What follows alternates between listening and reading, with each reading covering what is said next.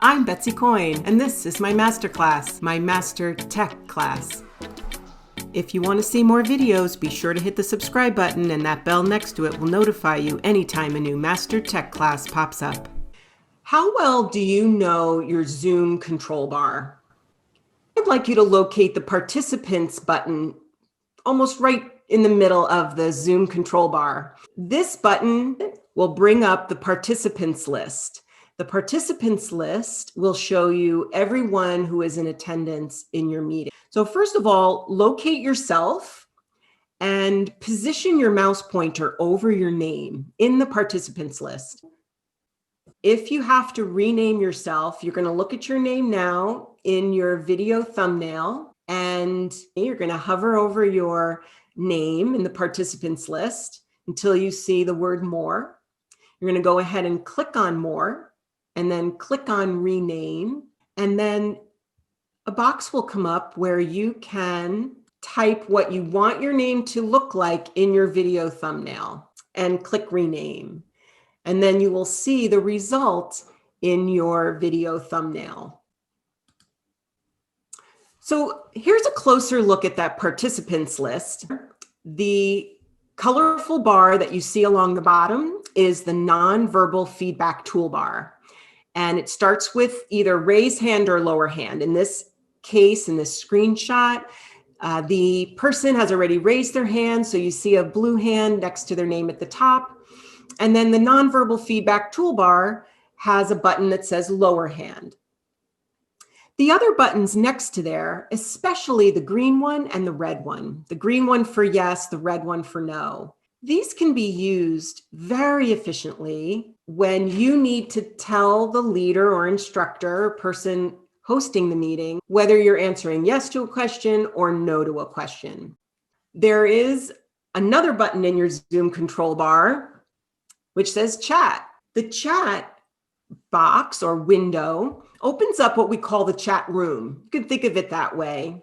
The chat room is a place to also communicate non-verbally in a class or meeting where you're muted for one reason or another. If you need to stay muted during a certain period of time and you want to write something down or remember it, the chat is a great place to do that.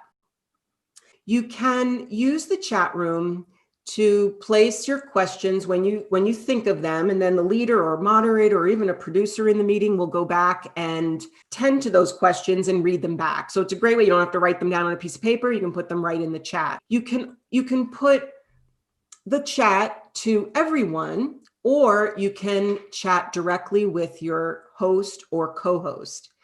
Now, if you look at the bottom of the chat, there is a box that says everyone. Go ahead and click there, and you'll see there's a drop-down list of other choices. You can chat directly with other people. Sometimes the people are limited. It's not always open up to chat with everyone in the meeting. And that's up to the host of the account who is hosting the meeting. There are meeting settings that let you limit who can chat privately. And that's why the list might be shorter than you would think it would be. And then all you would do is click on, let's say you click on my name, you'll see in the chat that it's indicated as a direct message. And the only thing I would want you to be aware of here is that once you've typed a direct message to the host or the co-host, your chat box does stay that way. And if you wanted to stay in a private chat mode, you would just keep it that way. If you want to go back to chatting with everyone, then you would have to change the box at the bottom back to everyone.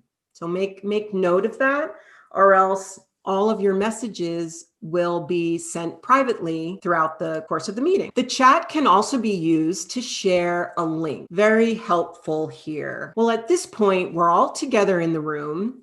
If I wanted to share with you a link either to my website or to my YouTube channel, I would needed to have copied the link ahead of time from that browser window. I take the link, I copy it, and then I paste it. If you want to go ahead and click on that link in the chat, you'll see that when you paste links in the chat, as in this example on the slide, the link is lit up. So it is a live hyperlink. You can go ahead and click it and it opens up in the browser window. At the bottom of the chat window, there is a file button. If you click on the file button, you'll see you have some choices. Now, all of the first, 3 or 5 choices, those are all cloud-related storage areas. Your Dropbox, your Microsoft OneDrive, your Google Drive, your Microsoft SharePoint and Box, those are all cloud management storage areas that you would have to have an account with. And although they do work, you do need to have the proper login credentials. Zoom does not know your account credentials at this point. You would have to log in from that point. You might want to pick the last choice, which is your computer. So when you pick that option, your computer, it opens up a file window. If you're on a Windows computer, it's going to navigate to what you're used to seeing as File Manager or File Explorer, where you can pick the folder that you know the file is located in, and then it opens up in the chat. Oftentimes when we get to this point, we realize that we don't really know where the file was stored. And so you might want to do that ahead of time. If you know that you have to share your files inside of a Zoom chat room, then you would want to have it organized ahead of time so you know where to pick it from. If you want to see more videos, be sure to hit the subscribe button, and that bell next to it will notify you anytime a new Master Tech class pops up.